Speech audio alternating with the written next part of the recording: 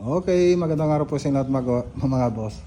Barangay Labnay, San Jacinto, Pangasinan project, part 5. So update po tayo. So nakapagmasilya na po tayo rito sa loob. So liha na lang, tapos pwede na po tayo mag-primer. Yan. So nilagay na rin po yung mga WPC, yung PVC ceiling panel, tapos yung mga ilaw.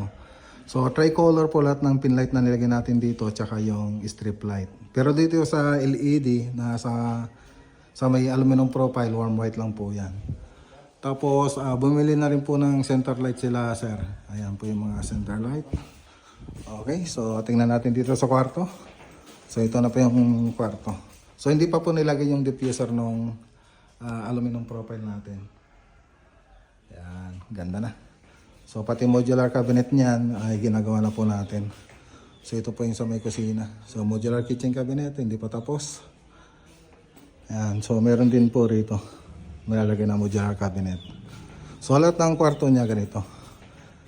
So naka ano po siya, LED. Tapos may aluminum profile. Oh. Ayan, gumaganda na.